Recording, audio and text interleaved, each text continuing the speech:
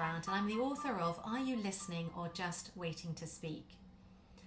I am a master coach with the International Coach Federation, and for the last 30 years plus have been working in people-focused roles in professional and financial services.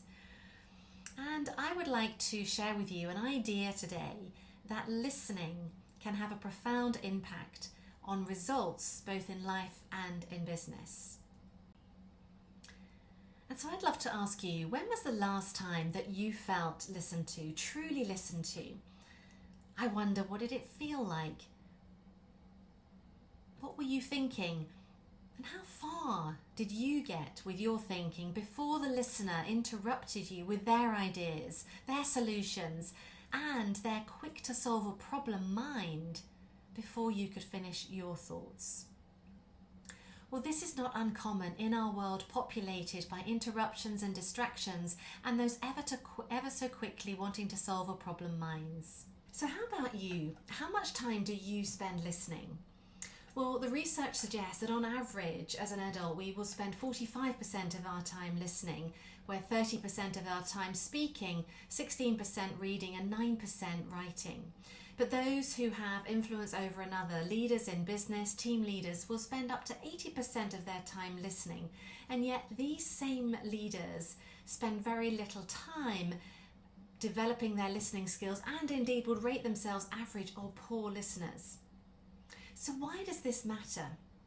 Well, over the last 18 years in my role as an executive coach, I've worked with hundreds of leaders across professional and financial services, emerging experienced leaders, community leaders, and experts in their fields.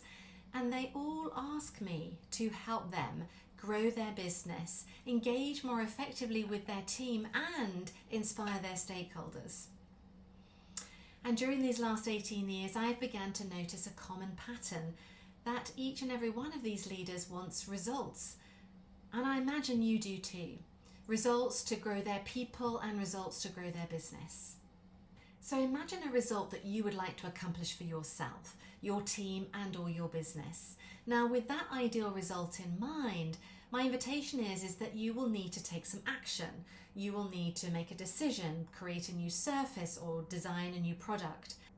And before you take action, there needs to be the opportunity, some options to consider, a new customer onboarded, or a new project revealed.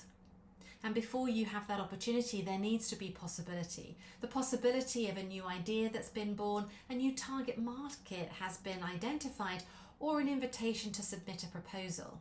And in order to have that possibility, there needs to be a relationship based upon mutual trust and respect between you and another.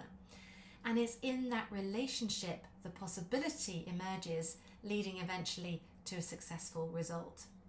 Now, my proposition to you is that the secret to propelling your business relationships is to listen to generate the best in others. Because when we listen, others feel valued. And when they feel valued, they will add value to themselves, their families, the team, and the organization. So let me share a story with you. As an example, in our coaching sessions, Mike had begun to notice what it felt like to be listened to, truly listened to think for himself, free from interruption, judgment, and retribution. And he began to create new ideas, ways forward, strategies, more quickly to resolve the issues and challenges he was facing. And during our 3 months together, he became clearer and more confident about how and where he would employ his skills and talents in the future. And at the end of our program, he landed his ideal role, a 6-figure salary, working with an organization and team of people with whom his values aligned. But just as we finished our coaching program together, he shared with me another impact. That was the relationship between him and his wife. And he said to me, Jane, throughout our coaching, I've discovered what it means to listen and to be listened to. And my wife has noticed it too. And she's gone on to share with me how she feels our relationship has deepened as a result and our communication enriched. Another client has shared with me through our coaching how she had developed her listening skills and applied what she learned to the effect that after 6 months she'd received 100% increase and achieving 100% in her employee engagement scores. And finally, Another client had shared with me in his excitement sealing a £1 million deal to take on a new assignment, and the client has shared with him it was because of the way he listened during their proposal and discussions that they chose him and his organisation to serve them. So you can see that developing your listening skills to generate the best in others can deliver impressive results. So I'd love to share with you briefly today 6 key skills that you can apply today in terms of listening to generate the best in others for relationships based upon mutual trust and respect. Number 1, give your undivided attention. Hold an eye contact with the speaker and mitigate any distractions. Number 2, resist the urge to interrupt. Get interested in what they're saying and where they go next with their thinking. Number 3, encourage their thinking. Ask open questions, those that ignite their mind rather than direct it. Number 4 is to hold a silent space with respect. Resist the urge to fill the space or tailgate what they may be saying. Number 5 is to see the other as a resourceful human being. Look out for the potential and possibility that lies within them and the situation.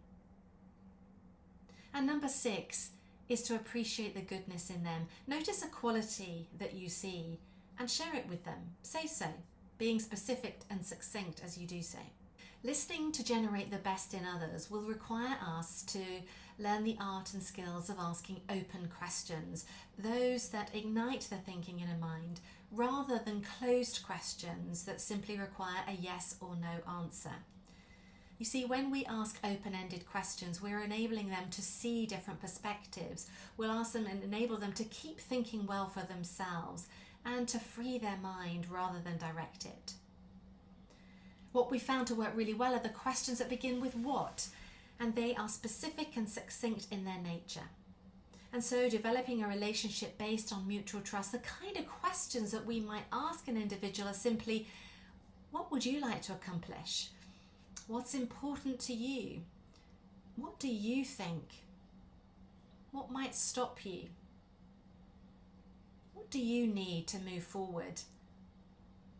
What do you need from me to help you accomplish what you want? And what will you do now? When you apply the skills of listening generatively and asking open questions that ignite the mind to keep it thinking well for itself, others will feel valued, and when they feel valued, they will add value to themselves, their families, your organisation, and their stakeholders. Listening to generate the best in others is the secret to propelling your business relationships and can lead to impressive results. So my question for you today is, what one step will you take in developing your listening?